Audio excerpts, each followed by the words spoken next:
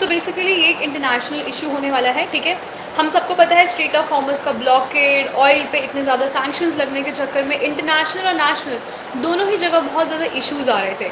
पर अब एक बड़ी खबर आ रही है, क्या मिडिल ईस्ट की सबसे बड़ी टेंशन जो ये चल रही थी, क्या ये ख़त्म होने वाली है?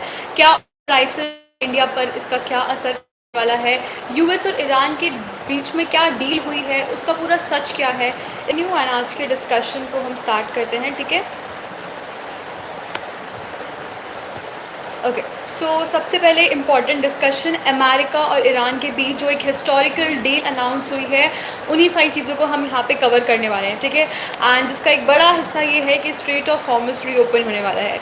ना ही सिर्फ ईरान और इजराइल के बीच का ये टेंशन था स्ट्रेट ऑफ हॉर्मुज़ का, ये आई थिंक काफ़ी सारे नेशंस का प्रॉब्लम था, बिकॉज वहाँ से उनको ऑयल क्राइसिस हो रहे थे एंड उनके कंट्रीज़ में ऑयल के प्राइसेस बढ़ रहे थे। अमेरिका जो है उन्होंने नेवल ब्लॉकेड को हटाने और मिडिल ईस्ट की टेंशन को कम करने की बात करी है, ठीक है। उसके बाद आगे आता है कि ये सिर्फ एक हेडलाइन नहीं है, एग्जैक्टली में फैक्चुअल चीज़ है जो सामने अब आ रही है, ठीक है। रिपोर्ट्स के मुताबिक जो यूएसए है और ईरान है, उन्होंने एक एग्रीमेंट की है, ठीक है, जिसमें मेन ऑब्जेक्टिव है वॉर को रोकना, जो सीज फायर है उसको एक्सटेंड करना। हाय आर्यन, हाय धीरज सिंह, हाय वीरा। ओके, तो सीज फायर को एक्सटेंड करना एंड गल्फ रीजन्स में शिपिंग रूट्स को अब नॉर्मल करना, ठीक है। अब रिपोर्ट में जो ड्राफ्ट टर्म्स हैं वो बताई गई हैं। ड्राफ्ट टर्म्स यही है, पहला स्ट्रेट ऑफ हॉर्मुज़ ओपन करना, दूसरा ऑयल सैंक्शंस को ईजी करना एंड तीसरा ईरान के फ्रोजन एसेट्स का release. Okay, so Shivendra is saying that Trump Dadaji is a global bully. For no reason, USA is attacking cargo ships with deadly missiles, and now USA don't have any moral grounds to criticize Iran on anything. Yeah, I completely agree. कल भी हम जब live आए थे तो we discussed about that कि Iran, like USA is like attacking on the cargo ships and unnecessarily he is doing so, and even काफ़ी सारे ऐसे कार्गो शिप्स हैं जिसके अंदर इंडियन लोग भी थे जिनकी डेथ हुई है, and that was so much like about questioning the diplomacy between USA and India, because USA को पता था that उसमें इंडियन लोग हैं, still उसने attack and he was giving just useless justifications for that, okay। and CNN और दूसरे credible sources के मुताबिक भी ये एक interim agreement है या एक first stage deal से कह सकते हैं, ठीक है, जिसमें फायर कंटिन्यू करने और न्यूक्लियर डिसीजन को आगे बढ़ाने की बात करी गई है। मतलब सीधा साधा अगर हम देखें तो डायरेक्शन इज क्लियर कि डी एस्केलेशन की तरफ ये सारे लोग बढ़ रहे हैं। अब सिचुएशन आगे तक कहाँ जाती है, कोई आगे जाके मतभेद तो नहीं होता, वो समझने की बात है, ठीक है। अब जो आपने स्ट्रेट ऑफ हॉर्मुज़ का नाम सुना उसके बारे में थोड़ा और समझना ज़रूरी है, ठीक है। एक बार फिर से ऐसे आई थिंक अब सबको पता है कि स्ट्रेट ऑफ हॉर्मुज़ क्या है क्या नहीं है, ठीक है। बट एक बार फिर से अगर देखें तो स्ट्रेट ऑफ हॉर्मुज़ दुनिया का एक क्रिटिकल चोक पॉइंट है, एक ऐसा रूट जहाँ से ग्लोबल ऑयल सप्लाई का एक बहुत बड़ा और बहुत ही अहम जो है गुजरता है एवरी सिंगल डे। और ये रूट अगर ब्लॉक हो जाए तो सिर्फ ईरान या अमेरिका नहीं है, पूरी दुनिया की इकॉनमी पर असर पड़ता है। ये हमने नोटिस भी कर लिया, ये सिर्फ कहने वाली बात नहीं है, हमने वो असर देखा भी जो इकॉनमी पर पड़ता है, ओके। जो है इकॉनमी पर असर पड़ेगा, मैंने बताया, अगर स्ट्रेट ऑफ ब्लॉक रहता अभी उसके खुलने की बात आ गई है, इसलिए जैसे ही रिपोर्ट आई हॉर्मुज़ ओपन होने की मार्केट ने रिएक्ट करना स्टार्ट किया। ऑयल प्राइसेस धीरे धीरे हर कंट्री में तुरंत गिरना स्टार्ट हो गए, क्योंकि ट्रेडर्स ने एज्यूम किया कि सप्लाई रूट नॉर्मलाइज हो रहा है और मिडिल ईस्ट एक रिस्क प्राइम है, ओके, यहाँ पर रिस्क ज़्यादा होता है, ठीक है। और एक सी रूट और अब पूरी दुनिया जो है वापस से चेंज हो गई है, ठीक है। शुरू में काफ़ी लोग दे वर वेरी क्वेश्चनिंग अबाउट कि उनकी इकॉनमी गिर रही है एंड ऑयल क्राइसिस काफ़ी ज़्यादा हो रहे हैं, आम जनता की जेबों पर असर पड़ रहा है इस वॉर का, ठीक है। तो वो चीज़ें जो है अब चेंज हो रही हैं। अब एक सबसे इम्पॉर्टेंट बात कि इस डील में एक्चुअली है क्या। हम डील होगी भाई, स्ट्रेट ऑफ हॉर्मुज़ खुलेगा, पर इस डील में एग्जैक्टली है क्या, क्या जो दोनों लाइक आके एक ग्राउंड पे कॉम्प्रोमाइज़ कर रहे हैं, ठीक है।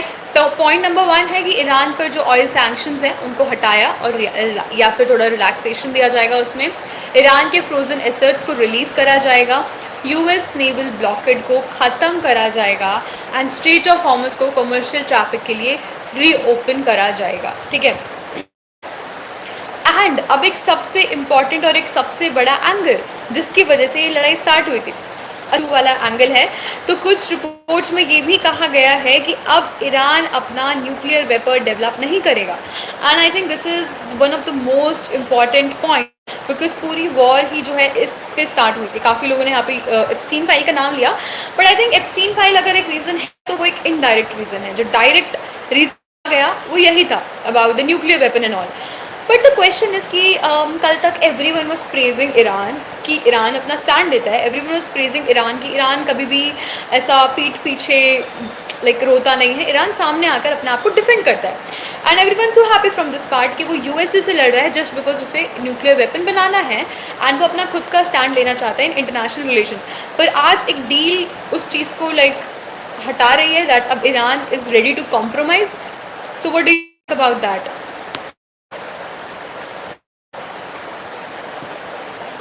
जिस इंपॉर्टेंट एंगल की हम बात कर रहे हैं वो न्यूक्लियर इशू ही है कि काफ़ी रिपोर्ट्स में ये कहा गया है कि न्यूक्लियर वेपन अब डेवलप नहीं करा जाएगा, ठीक है। एंड ये सिर्फ एक ट्रेड रूट का इशू नहीं है, क्योंकि सिक्योरिटी, रोटेशन, इकोनॉमिक रिलीफ्स, तीनों एंगल से देखी गई डील है।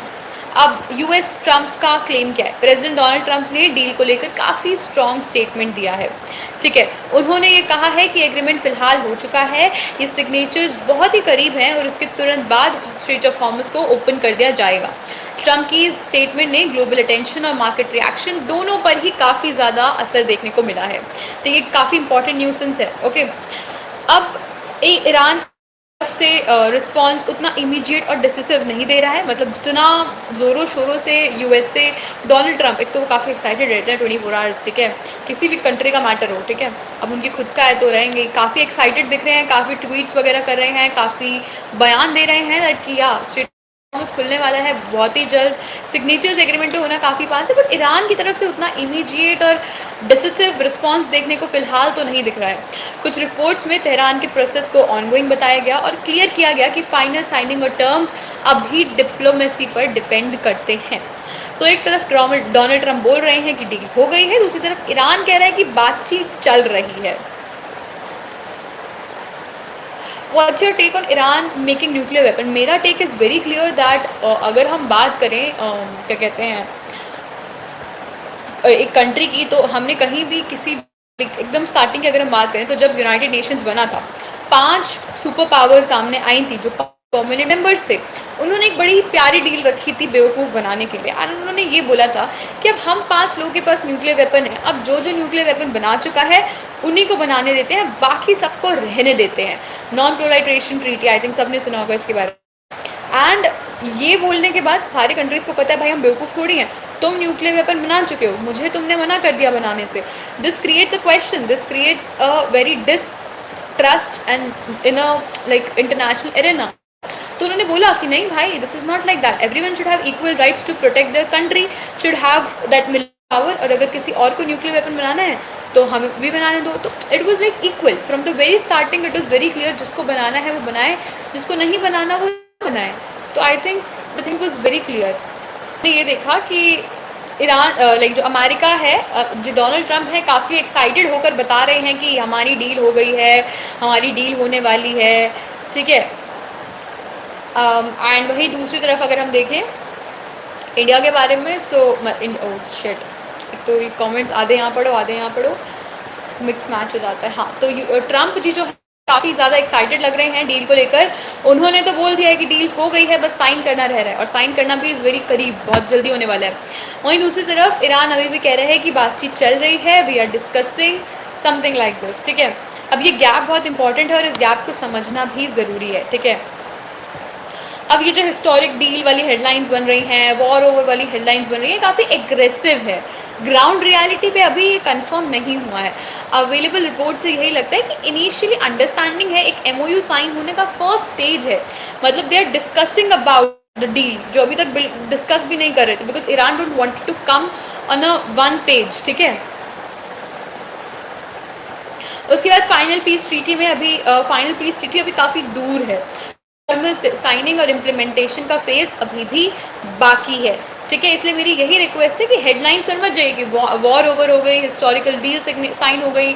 अभी ईरान ने क्लियरली नहीं बोला है कि हाँ हम न्यूक्लियर वेपन नहीं बनाएंगे, ठीक है, आप स्ट्रेट ऑफ हॉर्मुज़ को खोल दीजिए, देयर इज़ नथिंग क्लियर।